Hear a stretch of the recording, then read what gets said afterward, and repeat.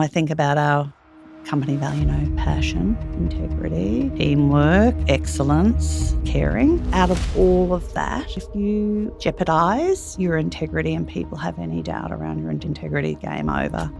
Trust is gone. Do we expect a level of fallout when we do this? Well, why are we even looking at this? Why have we selected this company to merge with?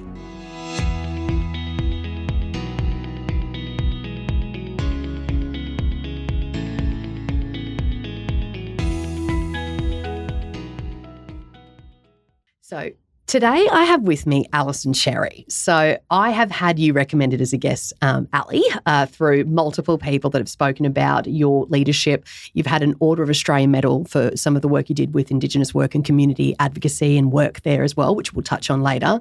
But also your work around mergers and acquisitions has been no mean feat. We've spoken before around how you were through that Randbury and RP infrastructure merge, the challenges around maintaining engagement, communicating with your staff, getting everybody to have a unified culture. I really wanted to get in because I know so many organisations right now are going through a change process.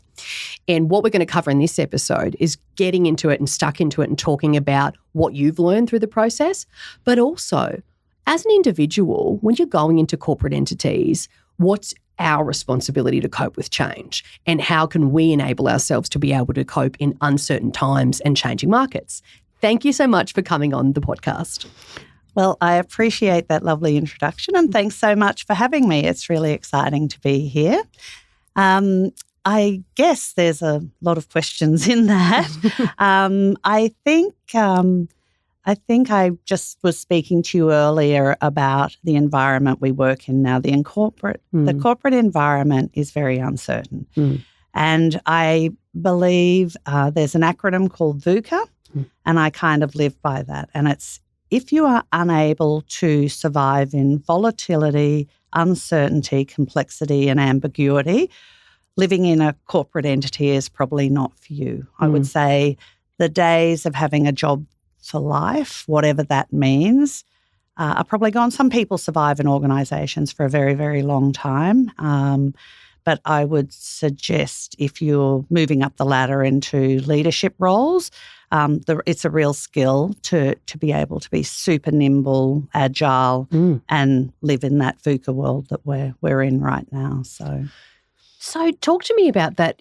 How can people build their resilience, do you think, or have you seen people build their resilience to be able to cope in the VUCA world that we're in right now? Some people cope with it better than others. I think there's a big psychological element to that and personality styles. I think some people love it. I'm a person that can do the dance and be nimble. That's my natural style. Some people, particularly in the industry I'm in, engineers, this is a massive generalisation, I understand this, but they generally like, and project managers like structure, order and control and understanding where things are going to start and finish. So sometimes I find it can be a little bit more challenging and unsettling for that cohort of people, which is where if you're in the people part of the business, that communication and understanding, trying to demonstrate where we're trying to, even though there's change, that we actually have a planned line of where we're going to and try and bring people on that journey and provide some certainty can sometimes help. Yeah, okay. So noting that they, traditionally, you've said some of the engineering background candidates can struggle, people in your business, employees can struggle with the change in that process. Now we're going into, a shift. We've got the golden decade of construction they're talking about that's coming. We've seen a flat market in Victoria and Sydney as well recently. Yeah, we have. What are your thoughts around when you're bringing people into the business? How important is those behaviours, I suppose, and looking at leadership to be able to cope with change? Is it something you look at as well now when you're either hiring or promoting people into those type of roles? Yes, absolutely. Generally, people that are, our most successful leaders have no, they don't jump around, but they have certainly experienced different entities in their career path. And when you talk to them, I always say no one's really cut their mustard until they've been made redundant. And that's not unusual. And it's often not because they're the worst performer. They've probably come from a private business that has to cull back people that aren't shareholders or whatever. So I think there's almost if you can survive that and readapt and go in, it's that adapting to situations that we look for in people's background. So that's where it comes in your field and my talent acquisition team is to really investigate and talk to them to get the story of why they're changing, what the move is, what the impact, how they did adapt and, their career journey. So rather than superficially looking at and sometimes you've got to be careful going because there's that judgment of, they've moved around a bit, which automatically it's about them, whereas sometimes that can be completely about the market they're in. So you have to investigate the why is what I would say there and really get into the nitty-gritty and listen to the story because that story can make the person and it can build those leadership skills and, they can have incredible learnings out of that. So I still think there's great value in competency behavioural interviews is going, what's the competency or leadership competency and asking them to give examples because we see so much past behaviour is the best predictor of future behaviour. So if you've seen someone, if they can give you an example of how they've navigated change before or how they've led a team through change, it's just such a more powerful, example or more powerful way of, seeing that they can do it. Yeah, it's it's just such a no-brainer to me. And same.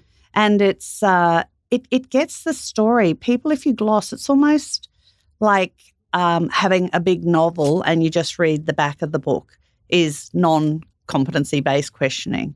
Whereas you've really got to read the book to understand what the whole story is. Yeah. And that would be an analogy I'd use. And I go in with an innate curiosity about people. And I used to laugh and say, is that because I'm a bit of an Esme? But I'm genuinely interested in people and their story. So when I was a general manager at Hamilton James, I did a stint in executive search quite a while ago now. But I loved it. I used to go, I can't believe I'm being paid to do this because I just found people so interesting and their stories so interesting. And it was interesting as well because what they thought they were perhaps right for and how you end up initially meeting them for a role is you go, dude, you right off the money here. However, it's sort of, I used to love that matchmaking journey but here's the perfect opportunity 100%. For you over there. Yeah. And how can you understand that unless competency-based interviewing is just that formal term? I just think there's lazy recruiting and there's... Yeah, true. And there's, spending an hour with someone at least to get to know them. So I agree. And I think people often come to you as well. My favourite part is people often come to you and they don't know what they want. They think they do and they've got themselves to a point in their career and so much of it about is also understanding motivators but also coaching them through what do they want from their career. Because if you can't get that match right, if the organisation they go to, it does not match where they want to head in their career and the things that light them up about their work or their next career trajectory over the next 5 to 10 years. If those things all don't align, then they're going to come in and maybe be pretty disenchanted with what they've... I was going to say, it's kind of soul-destroying. Yeah. Because I've worked long enough in this game to be through the ups and downs. And even my own husband's an engineer and it can be quite soul-destroying when he and I would know his skill set and I'd just go, stop applying. It was sort of, you had to find the right people in the industry to manage and represent you as well as another key part. So again, that onus back. Yeah. It can be very, very eroding to people's confidence as well if they're just in a difficult market and the bubble of rejection is quite soul-destroying as well. So absolutely. And I hear people being told they're overqualified for roles and things like that. It's just the worst thing to tell someone ever. What does that even mean? And is it covert for ageism? Yeah. Oh, yes, absolutely. So the other one I want to touch on is mergers and acquisitions, because I think we've talked a little bit about the individual and the change piece. I want to talk about your journey through this merge with Randbury and RP Infrastructure. Tell us about overall, let's just go through it. What have you learned, some of the key big rocks that you've learned from this process? Well, I'd like to call it the arranged marriage. Yeah, okay. That's where I'd like to start, because there's a lot of stuff that goes on before, and I was very privileged in my journey with Randbury to be on the APMA board. So I was seeing everything firsthand, and I was seeing the dance. And I was also very fortunate to work with a group of individuals who were extremely considered, very choosy about where we were going and the culture we were going to be with. The business and the people in the existing business were extremely important to them. So sometimes business is just commercial reality and how much money you can make. Well, you're going to end up with issues after that. As I said, I was very fortunate to be in a cohort that the business and the people meant a huge amount to them. So even though there was going to be commercial advantage for people, the whole time that wasn't their main motivator. It was about how does this benefit the people? So I think that was a really key learning to the success of that. So they were very, very discerning. So I called it the dance. So you have your arranged marriage, you go to the dances and look around with your parents watching. It's so like that. It used to make me laugh. And you'd do a little dance with someone and then you'd go, they would do something that indicated, like you'd say something verbally and then they'd come back with something different. My cohort would go, that's an indicator. No, we're not dancing with you anymore, because if you're going to do that now, it's an indicator for there. So it was fascinating to watch that. Then we'd actually talked to Root Partnership previously, but the time wasn't right for either of us, interestingly.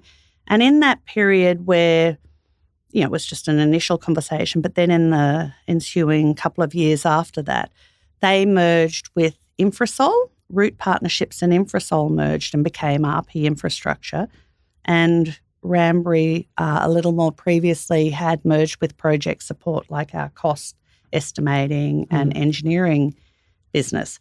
And both of us had really successful mergers. So we had a play. Each of us had a play with a smaller business. Root and Randbury were the leads in those. So then it became obvious.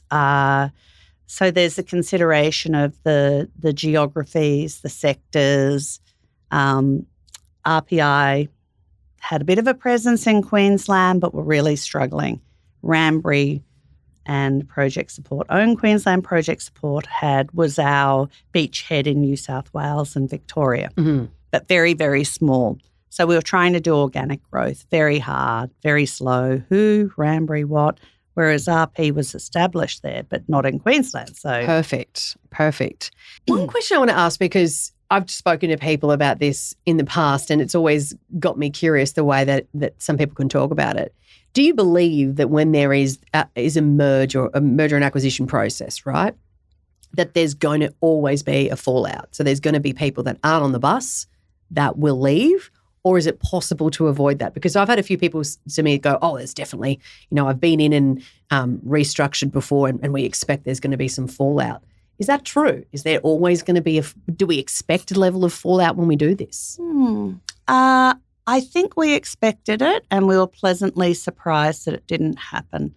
And that is the positioning work that is done up front. So it's communicating the why. So the separate businesses, doing the arranged marriage, well, why are we even looking at this? Why have we selected this company to merge with? So you go right back to the alignment of values. So we had synergies like the age of the corporatized entities were like 25 years, identical, the same. Yeah. The long-term shareholders, similar, had been there from day one.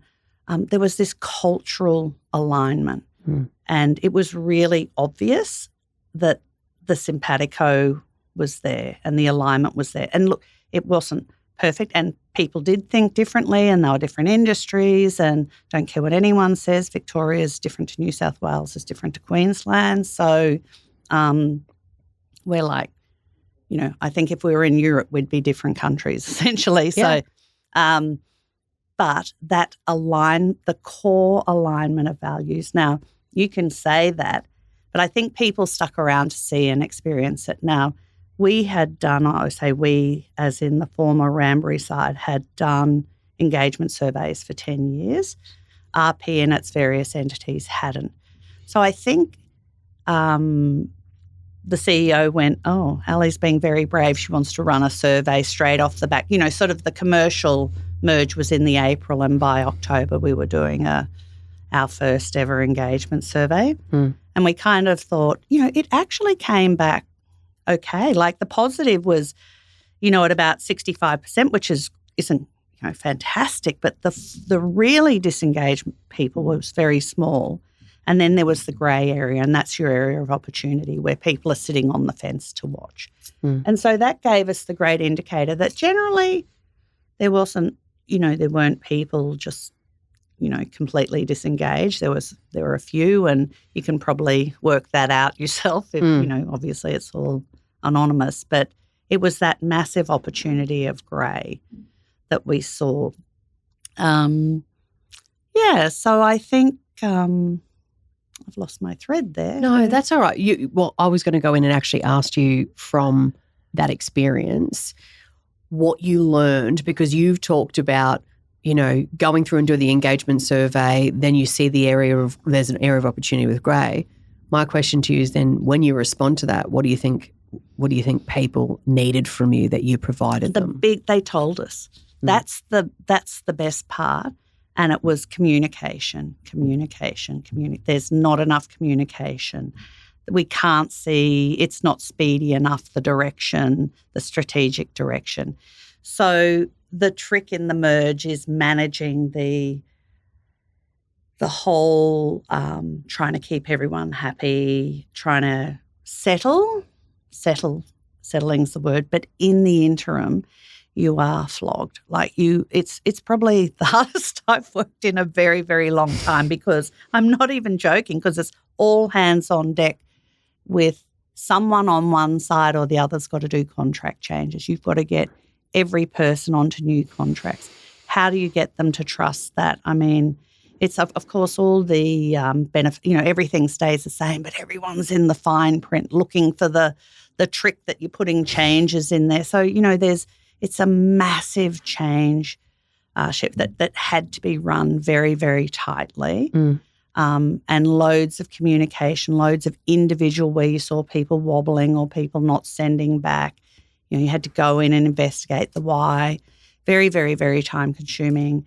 One side or the other, and the former Ramboury side had the big changes of a finance system, an HR system, timesheeting system.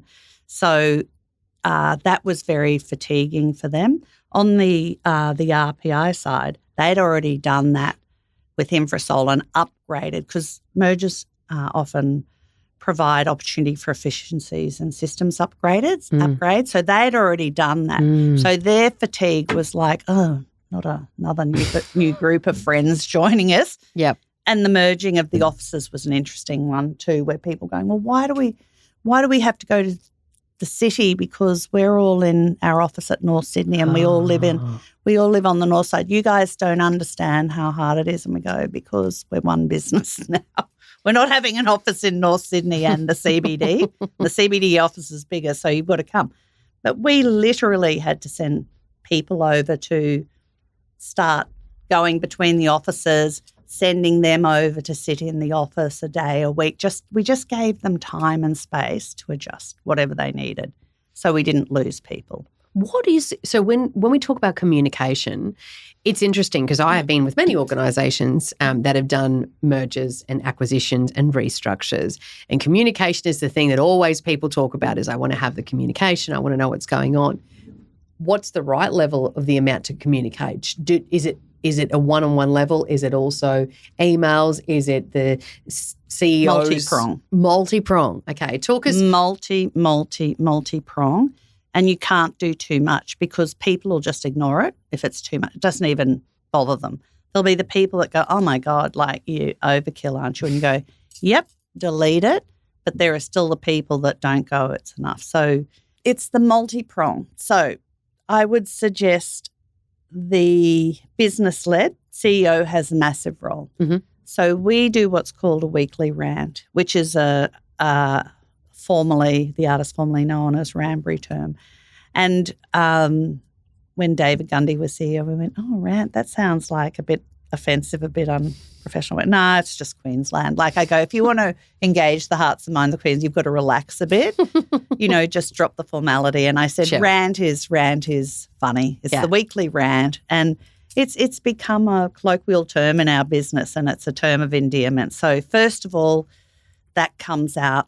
First thing, it's prepared by Friday. It is out first thing Monday morning. People look for it. If it is late, people go, where's the rant? So you do that. The next piece is we call town halls. So the CEO actively goes around as best as possible to attend, because in Melbourne we have a Melbourne airport side office. It's a very, very big part of our offering is aviation. We have Melbourne CBD, Sydney, Brisbane, North Queensland. So as best they can, they actually get to the town halls and try and present at the town halls. Now, we use that opportunity as well for the CEO to show he's engaged with the survey results of the We Say survey and what's happening with the We Act. So it keeps the PNC accountable for actioning, and he puts up diagrams going, this is where we're up to with the We Act. We're hearing you. We're doing that. That is extremely powerful. That doesn't get everyone because not everyone's in the office. So we record those and we make sure they're uploaded onto a SharePoint site. Then it's really we have to rely on the management down and team meetings, dissemination of information, written, phone calls, visits.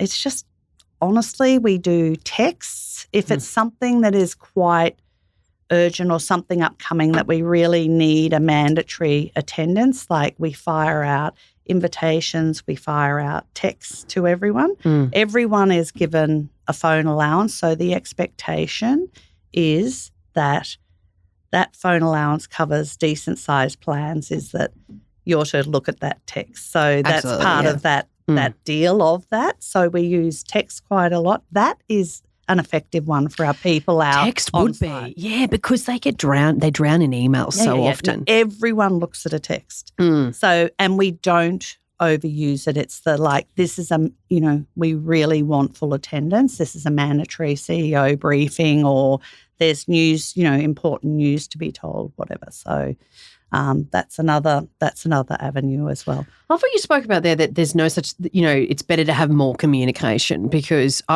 I agree with you that it actually makes so much sense that, if somebody doesn't want to or feels like they've got enough information, they can just delete it. But that there's that one person there that's just wondering, unsure and uncertain, that might have not been on site or might have missed something. So it's just that full coverage. One of the things I wanted to talk about that you touched on before, because as you were talking about all the work involved in mergers and acquisitions, and I'm fortunate to have a lot of discussions with people in the role that I do, GM CEOs that are going through restructures and tough stuff.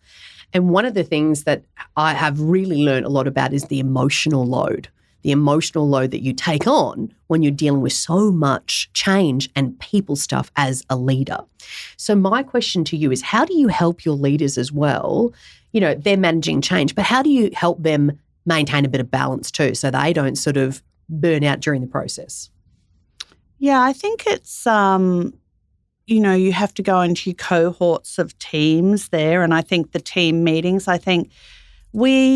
so that's multi-prong as well, because it goes back to actually understanding psychological safety. It goes back to understanding what resilience is. It goes back to understanding what am I actually feeling. It goes back to accepting feedback that your behaviour is actually not okay at the moment, but we probably understand we can see that's probably due to pressure. Now, major generalisation again, but sometimes the cohort I work in aren't hugely focused on EA. So we try EI, emotional intelligence. Sometimes they're not hugely aware. So what we find is we've been trying to do quite a lot of training about emotional resilience, understanding what emotional intelligence is, understanding tips for resilience. We've brought a doctor in to do a presentation about what psychological safety actually means. And we sort of framed it for your team, but also for yourself. So we try and do that supportive part, because I think sometimes awareness is 80% of the battle. And sometimes it's, that fluffy stuff, not that rubbish again, Ollie, you're wheeling that out. Okay, just have a coffee, put your feet up, listen. I go, even if you get one little pointer, and they often come out and go, yeah, I actually picked something up and learned something. Because we also try and frame it not just about work, but it's about life in general, that the things we're trying to say to you, if you're grumpy and not aware of your behaviour at work because you're stretched, you're burning out, you're not giving yourself enough time, you're probably doing that at home. So we try and engage with them as well, like, geez, I'd hate to be your wife at the moment, or your husband at the moment, or, excuse me, your partner at the moment. So, I'm just, but it is, it is. So we try and make it real around, is to give them some toolkits with that. Obviously, like everyone does, you have an employee assistant program. They go, oh, I don't need that. And you go, yeah, well, maybe you do. You might get some tips. It's not just I'm, thinking terrible thoughts, go to it. I go, you can actually use EAP to go, I need to eat better. I need to sleep better. You can ring them up. They'll support you with that. So we encourage everyone going, we're paying this massive amount, like get on the line to EAP and get yourself some tips and tricks. And then I think we talk about caring for each other in our values. And the behaviours you walk past are the behaviours you accept. And so if you are noticing someone behaving inappropriately, one, it's don't accept it, pull it up, but also investigate the why. I love that, because there's one of my favourite sayings, because you've got safety. They always say the standard you walk past is the standard you accept, is exactly the same with psychological safety. So if you see someone doing something that doesn't align with the values, that is, not right, and you don't say anything, especially if even more so if you're in another leadership position yourself, then you owe it to the company and also the people that are impacted to say something. And we're all in open plan. So every person sees that. The impact of that is huge. So you want to set behaviours, you let people do a certain behaviour and you walk away, well, yes, that's, just a generic, it's okay, well, the manager accepts that. But then you'll have people you'll have the people who already jump to, oh, well, I can do that. Or you'll have the others to go, that is just fundamentally so wrong, I'm out of here. Like you'll just disengage a whole group of people. So one of the things that's come through as a key element that you've talked about, which I like, and I can see why you've been able to impact change, is you're not afraid to challenge, and call people out as part of your role. Can you give me an example or share with us a story of, and obviously without mentioning names, of where, some of your challenging moments where you've had to, in your role, call something out or do something tough where it challenged you personally? I have to do that with the CEO. Yeah. That's, because I have to be courageous enough to do that because that can impact my tenure and employment if the CEO doesn't like it.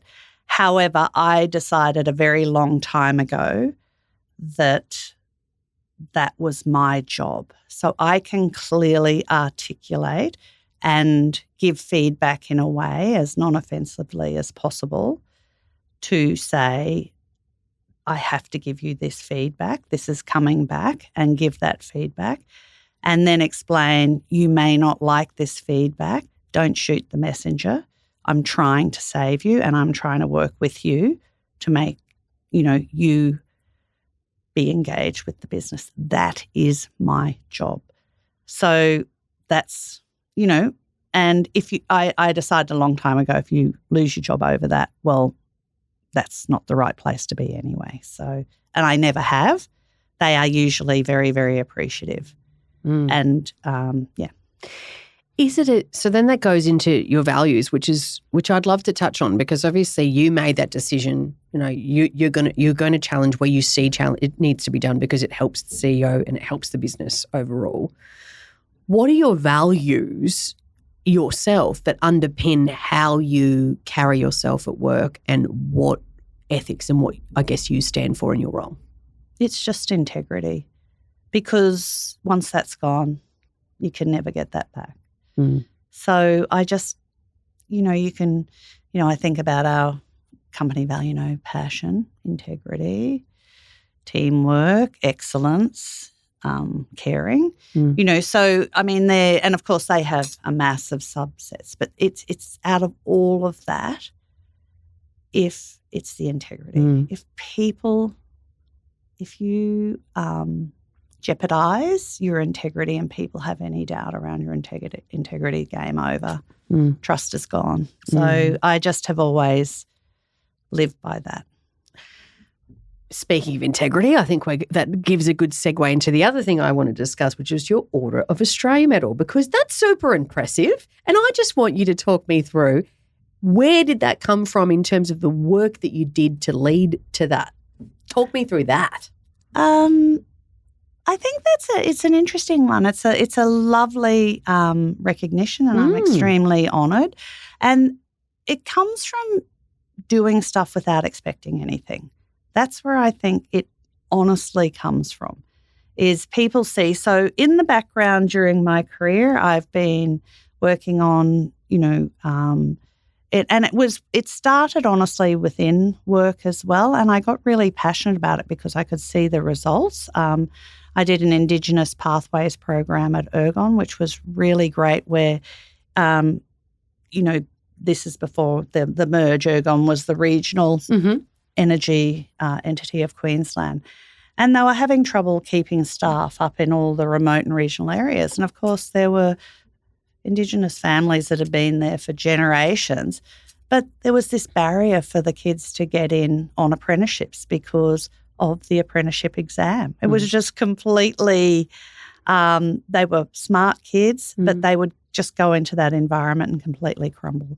So it was essentially working with the a state Indigenous agency, TAFE, to sort of call it walking in both worlds. They'd sort of had those sort of programs going anyway, but we tailored it specifically to do a pre-apprenticeship program, which was paid that they come and live on site, but we brought families in. They were allowed to go back to their families as required, because the brightest kids are often the leaders in their family. So if there are problems in the family, their job is to go back. So there's a million things to understand, and we just work with that. Anyway, we got 8 out of 8 through and into the Ergon Apprenticeship Program. So that's a long story short. But that really, I just loved the satisfaction. It just made so much sense, regardless of going, First Name, boohoo. And, these were people that actually wanted to get in. And I thought there are ways. Education's key, but it's also not expecting our colonial British education system way to work for the First Nations people. All you need to do is just tailor it around that. Or they're super smart, like just tell them, look, this is just the framework. This is how you work it, go from there. So that was exciting to think people could fix and start generators and start power up in remote communities. Yeah. You had someone on the spot. So I found that super satisfying. I did a stint in state government for a while as well on a Mura Ama Wakana program. And again, it was an education program bringing in. But I also soon found out always that bringing people in kind of didn't work as well because they don't want to be away from family for long. So lots and lots of interesting initiatives there. And then another part of it was my volunteer work. So I did 11 and a half years on the board of RSPCA Queensland. I don't think people understand the complexity of that. It's a $50 million business, profit for purpose. It's not for profits, but it's profit for purpose. You got to make money to support, the volleys were just such a massive part. How do you manage the volleys? But there were a lot of paid people as well that you had to keep an income stream coming in to keep the people paid, to keep the animals looked after, to run programs.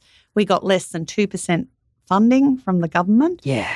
And to run a $50 million business. So it was complex, it was challenging, it was wonderful, and that was all voluntary. Now, I wasn't doing that to sort of get the kudos, but it was, and that's what I sort of say. It's just, it's people can see if you're passionate about something or not. So I never went looking for it, put it that way. And I guess that it's a recognition for doing that. At the moment, there's a female-led Minerva network, which are looking after female elite athletes who obviously earn a lot less money. What are their opportunities once they finish sport?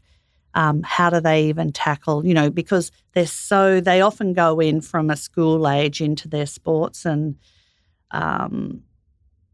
then they find themselves getting older and the sport isn't the thing, but they don't even understand anything else. So partnering them with corporate women you'd be very good on that program. Thanks, Sally. So I'll probably say yes. I always say yes to this sort of stuff. Well, it's so interesting because you're with these people that are just so athletically fabulous and understand. It's how you use your skill set of understanding the corporate world to bring them in. And again, without us all looking after each other out there and doing this volunteer work, makes me so sad with the US stuff. Like it's all about, money and power and stuff. And I go, it just loses that basic premise of community and supporting each other. I think I really do like women supporting women, but I also work, and I have for a very long time now, with a group of fabulous men that are husbands, fathers of daughters. They're very, very caring. So I don't think it's just women looking after women.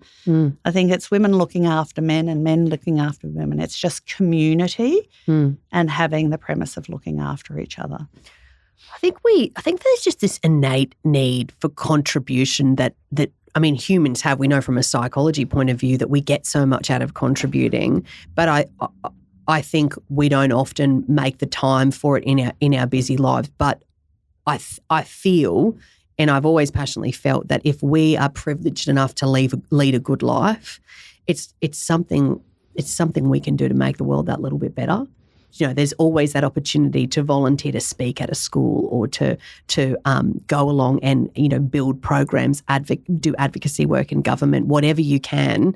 I'm a little bit like you. I do say yes. I will say yes to that because I do say yes to volunteering and used to volunteer with Animal Welfare League for like 5 years myself, walking dogs and things like that as well. Probably not a senior experience. But it doesn't matter that every person has. Yeah. Without that, the whole thing falls apart. Without the people like you that do that, it falls apart. So I'm hugely aware of that. And I think as well, sometimes people will avoid volunteering or avoid doing it because they go, oh, what would I have to offer? What would I have to offer? I've had people say that before and I'm like, plenty.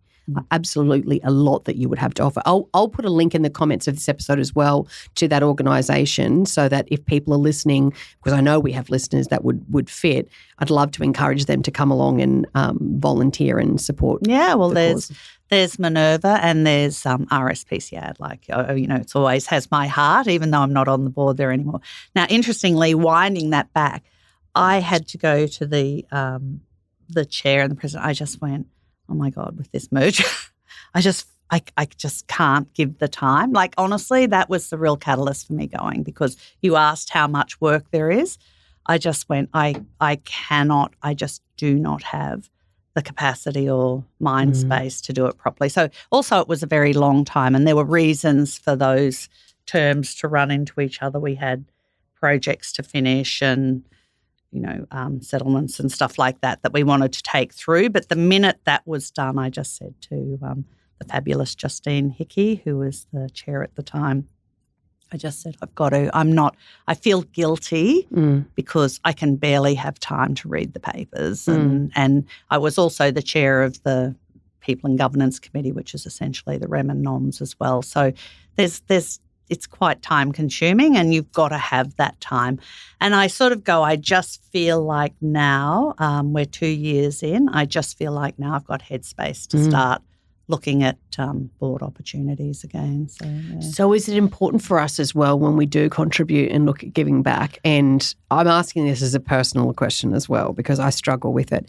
How do we say no to doing too much? How do we read?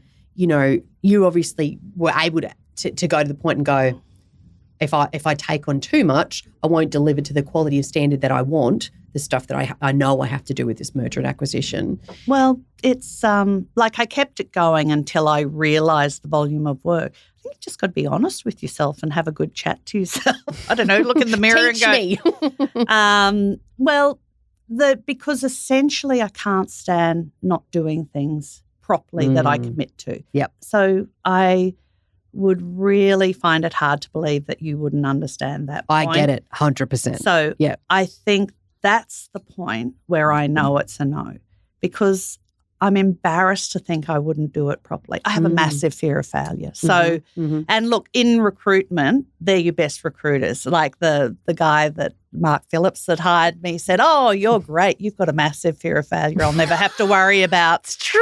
I'll never have to worry about you not being good at recruitment because, or managing you because you strive for success. That's my personality style. So that is the edge of having that awareness of yourself. Yeah. Self-awareness is it's underrated. It's a really big thing. You need to understand yourself. You need to understand your boundaries. You need to understand your physical responses you're having to things. They're all your guides and your internal barometers of what you can say yes and no to. And if it's embarrassing because someone goes, everyone is always flattered if you're asked to do something. But you have to go, I really love the idea that that's great, but not at this. It's not a no. It's really important to go, you don't have to be black and white, yes and no. You can go, it's not a yes right now, or it's no for now, but not no forever. Can we circle back around? When I've got more headspace and time, we'll circle back around. And if the timing isn't right for you, that's okay. I'm not going to be offended. But, it's really being truthful with yourself. That is just what you've said there is an absolute bit of gold for me in terms of, because yes, I totally resonate with that fear of failure and wanting to do a high quality job. So the great thing you can say to yourself when you're getting asked to do multiple priorities and things are busy in your role, can I take this on at the level and the standard that I would be happy with and deliver at the level that I would be happy with without burning out? And if the answer is no, then you don't do it. If it means you're going to be up till midnight or 1 o'clock and you're going to have no balance, then you say no and you maintain that level of integrity in the work that you do. And question what actually staying up till midnight and 1 a.m. actually means. It means you're going to be sleep deprived. It means your blood pressure is going to start going up. It means there are going to be health implications. And then you're no good to anybody. Absolutely. So you're totally kidding yourself. And it's all a self-generated thing. And then if you're wanting to do that and burn out to please people, there's an issue. Like, honestly. Agree. Yeah. It's a good analogy, and I think it just helps people when, and especially, things will pick up in Queensland as in they've already started. We're seeing rumblings of roles picking up already, and that's only going to expand. And then we will see, I feel, a lot of movement from people from Victoria and Sydney and relocations and all sorts of that stuff happening.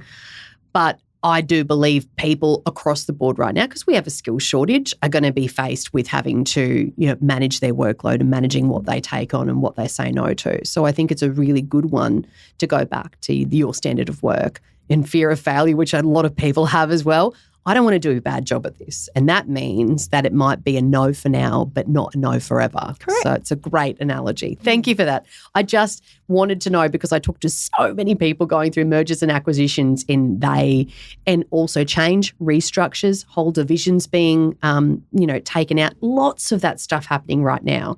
And the common thing, I sometimes see is people that are high achievers, don't want to say no, is just potentially sometimes taking on too much. And I think the way that you're talking about it and framing it makes sense. Yeah, and I think when you are, that sort of neatly ties it up, is do not underestimate the work in that.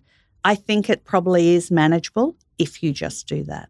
I think that's what I'm saying, is you have to let go of things around the outside. That is what you're employed to do, and that is your business priority, is to get the business through that. That's why I had to shed. Makes sense. I had to shed on the outside to concentrate on that. Thank you. So, that's a great example. I'm actually going to keep that with me and kind of go, if I get asked to do something, I'll go, can I do this at the absolute right now at the standard that I expect and would be happy with? And if not, and if that would be at the detriment to my own well-being, then you don't take it on. It's correct. Great. And analogy. It's not forever, just no right now. It's good. The other question I have, and the question I always ask, is what is the legacy that you would like to leave for your life's work? It's always a big question and people always think about it, but it's an important one. I just want to be remembered as a good person. I'm not after accolades. Like, I'm really blessed. I have a beautiful family and a close family, and I'm a working yaya now. I'm a granny now. Oh, congrats. And my husband and I often reflect on this, that life's journeys, like, we've gone through our careers, we've raised our kids, our two beautiful daughters who are successful in their own right now, and you kind of go, you never sit on your laurels. You never do that because you never know what the world's going to throw you, or we never do that. We just feel grateful. And Sarah's had a couple of little girls now, and my husband and I can feel an absolutely fundamental, profound shift of our responsibility and our legacy there. And it's really naff because it doesn't fit with everyone's journey. So I have some of my closest friends are married, no children. I have very dear friends that have never been married. I have friends that have children that are divorced. So everyone has their journey. So I'm not trying to exclude. I'm just saying personally, the importance of my legacy is a little bit attached to that now. And I just want to be remembered as a kind, loving, caring person, to be honest. Yeah, I think it's beautiful. I think it's really nice. And I think families, family for me is the same as what really matters. Yeah. Just personally, that's like underpins everything I do. Oh. No, are we having a moment? No, I'm just kidding. We're fine. No, but I love my work family, but I also get that work families can be a bit mean and cruel because there's a commercial reality to work family. Absolutely. But I've always said I don't have work alley, personal alley, mum alley, yaya alley, sister alley, daughter alley. I don't, I'm just me. And look, I try and maintain, I said to you, the integrity piece is really important to me. I'm my own worst enemy. I cannot tell her. I'm just, everyone, they just go, you bullshitting, like straight away. Everyone, I just have that no poker sort of face. Zero, really hopeless at trying to keep secrets, like all those silly things. But I know myself pretty well now, and at the end of the day, just be kind and be a good people to each other. Yep. I'm going to have a fun rocket round with you now. Woo! It's just a few questions, where I ask a few quick questions just to learn more about you personally as well, just as a fun end to the episode. Coffee or wine? Oh, God. These days, coffee probably. Yeah. So sad. Well, I'm proud of you choosing one. Everyone always whinges about that question and goes, I've got to choose. I need coffee to start me up and wine to wind me down. Cats or dogs? Dogs. Do you have dogs at the moment? Yes. Too? How many? I have one little, she is so divine. She is a long-haired Jack Russell that came from cute. She was a puppy mill raid. Yeah. Can I tell the story about her? Of course you can. So they had 43 Jack Russells from a puppy mill at Kingaroy. And this is what you see. The human element is probably they were people going broke on a farm and decided, let's do Jack Russell sales on Gumtree, but because then you've actually got to feed and do the medic. So when we got Georgia, who has now turned into Gigi because the babies couldn't say Georgia, they call it was Gigi, so she's now Gigi. She had like giant teats because all she'd ever known for her 40 years of life was whenever she was on heat, she got impregnated, puppies gone. So she had all her long hair was almost just up to her spine, like nearly no hair, teats hanging out. A poor little, the JJ was all swollen. And anyway, so she was in the raid, and I remember Mark Townend saying, Ali, we've got Jack, because we love Jack Russells. Mark Townend was the CEO then. Anyway, I've got the perfect dog for you. Okay.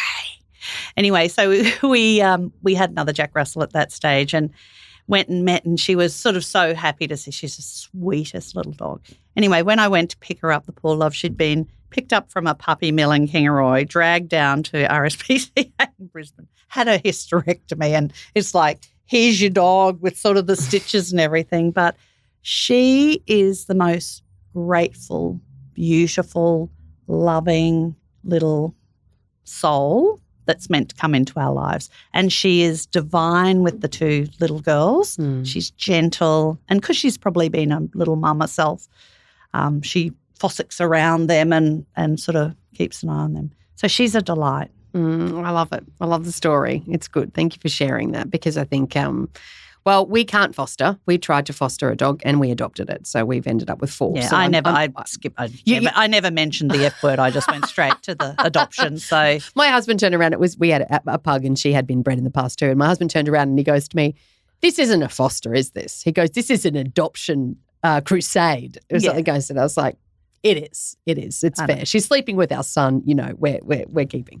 So I love those stories. And if people have ever considered rescuing or adopting a pet, they are the most gracious and appreciative. Souls. They know. They know. I feel like they know, They they just appreciate the opportunity to have a family that loves them and nurtures them and cares for them, because they know what it's like not to have that. And you've got to realise that when you are buying a dog from a breeder, but look, I get that people want specific breeds if they've got hypoallergenic children. I get that. I'm not doing a vigilante on people that like that. However, breeders are deliberately bringing purebred animals in. There's already this massive number of going on, like numbers and numbers of animals going on that are in shelters. All I ask is just have a look. And if it doesn't fit your needs, because sometimes people have gone to me, Ali, there are no little dogs. They're all those big Ridgeback Rottweiler. And I go, yeah, unfortunately that's the reality. So I go, just have a look. Yeah, give it a go. Give it a go. And then also there's the big ones like the RSPCA, you've got Animal Welfare League, and then lots of different ones, Lucky Paws and Little Legs. There's so many others sort of smaller. What was something that was a real shift, and again, Mark Townend started this, it was all like we're in competition with each other. Like there was AWL used to go, well, we're no kill and you only have 85% no kill. And we go, well, that's because the dogs have got massive behavioural issues and attack people. Yeah. Or they've got major health issues. Like you can't, it's very hard to do 100%. We aim to get every animal out healthy and well. But then they started working together and getting an understanding of each other. That was a real shift for me, seeing all the little entities that were sort of setting up going, because we had the royal and you go, dude, it's like got an endorsement. We still only get under 2% funding. Like, don't be tricked. Yep. And it was that educative process and bringing people into a room to go, let's all work together. And so that's something that's really good, that a lot of the animal welfare, small, large, whatever, all work together to provide, because there's the common solution is the goal. It's 100% what I've seen in not-for-profits and volunteer work is just remembering you're all unified in the same cause. You all want to do the same thing. So it never pays to disparage or, put down other charities because we're all wanting the same thing. And sometimes if egos or different agendas can get in the way, it gets in the way of doing what's best for the community and for the animals as well. So it's a great example. Favourite holiday destination? That I've been to or I want to go to? Oh, well, you can do both. That's a hard one. Galapagos. Okay. We just went to last year. Yeah, nice. So I'm going to say, where's Galapagos? So off Ecuador, okay. 1,000 kilometres off the coast of Ecuador in South America. Yep. So that's where you have those George, the giant land tortoise that everywhere, like it is crazy animalia. It is like the marine animalia that when you go on an African safari, land animals. Galapagos is the ocean.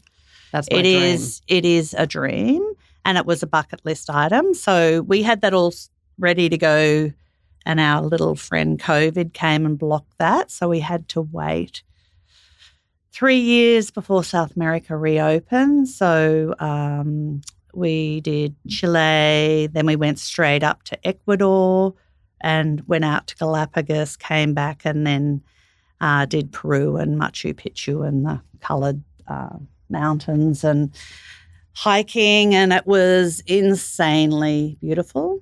And then second favourite's Cuba. I haven't done either of these places, so no, we like how interesting travel. And our eldest daughter actually here's a whole other story. She won a Rotary scholarship to a United Nations university in Costa Rica. Amazing. So we went, we better go on a family holiday there. So better go and follow her. And so Costa Rica, you're in Central America, you've got the Caribbean, Cuba, everywhere. So we did Panama and Cuba, and I went back to her graduation and we did the Yucatan Peninsula in Mexico. Anyway, I love travel. I could bore you to tears about travel. Every time you say Cuba, my brain just keeps going, take me to the April sun in Cuba. Whoa. And a big fat cigar. And yeah, that's what I just all I can hear, and it sounds amazing. I feel grateful we got there, and because remember Cuba was communist, Yes. They had opened up one little 100 metre square spot in Havana that had internet. So the whole of Cuba was about to change when we were there. So I just know it'd be completely different now because they will have introduced the internet, whereas the joy of it is it's stuck in the 50s. So that's Cuba is where you have all the 50s cars all done up and awesome. It's just very cool. Okay, that's on the bucket list now. Yeah. And podcasts. What other what podcasts do you listen to? Oh, my God. I think everyone will think I'm some sort of psychopath, but I love Hedley Thomas. Is it true crime? Well, they are true crime. Yeah, okay. But Hedley Thomas is the Australian journalist who picks up the unsolved murders that are so obvious who's done the murder. And it's just kind of the very boyo, relaxed policing. But he gets, Teacher's Pet was Hedley Thomas, and they got a conviction. Yeah. And there's, is it Sharon? I think it's called Sharon. There's one about northern New South Wales, a woman disappears. And then through the podcast, it sort of has breaks and people come in. Yeah, look, it's just like this unsolved. You go Hedley, get it. I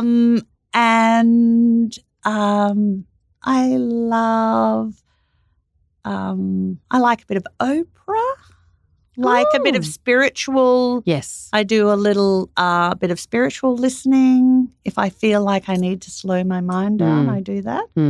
Actually, my girlfriend, really good friend of mine, knows me very well, is out from the UK, and I go, okay, what are we doing? She's really into brain exercises. So she put me on to www.worldle, which is Wordle, not Wordle, not the word one. This is World, Worldle. Is that right? Yeah, worldle.com.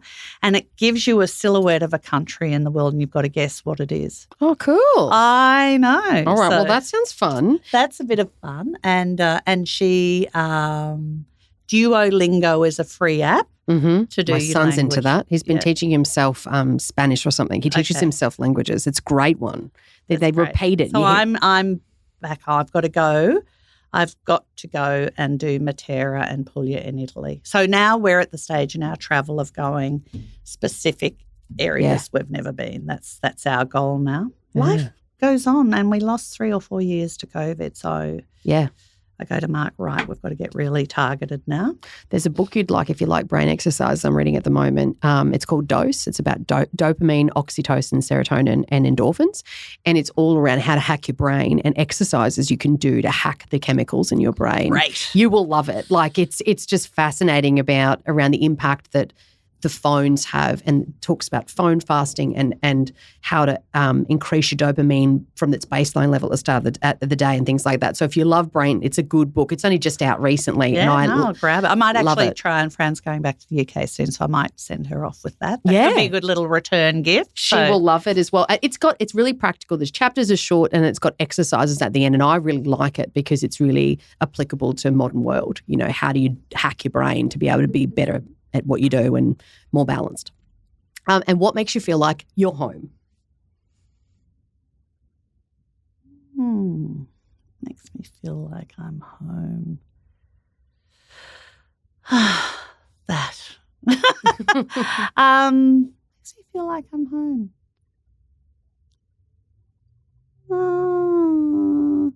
Family. Yeah. I went through 1,000 things then and went, it's not home. It's not the actual structure of a home, but it's just, it's love and family. Yeah, I love it. And I've really enjoyed having you on as a guest. I love your honesty and just, you're very values-led, and it's really nice to see that shines through in the work that you've done for RSPCA as well as the work that you're doing. So thank you so much for coming on the guest. How can people connect, learn more about you? Is LinkedIn your preferred platform if they want to? It is. Yeah. I probably, if I get time, it is. I always think I'd like to do other things, but I don't. So I haven't. Yes, LinkedIn. Amazing. Thank you so much, Alison. I appreciate you coming as a guest. Thank you so much. I appreciate you having me. And as always, listen, subscribe, rate, review. But if there's somebody that you know is going through a change process themselves, maybe they're going through mergers and acquisitions and they need to hear some of this, or even just struggling with something around their own change process in their careers, please share the episode. We also love to hear feedback, and I know the guests do as well when you personally message them about what you got out of the episode. So thank you so much for listening. If this episode gave you new insights, don't let them go to waste. Take action. Apply them. And if you want more insider strategies from the best in construction and infrastructure, make sure to subscribe. Share this with someone who needs to hear it. And remember, the leaders who open the most doors aren't waiting for opportunities, they're building them.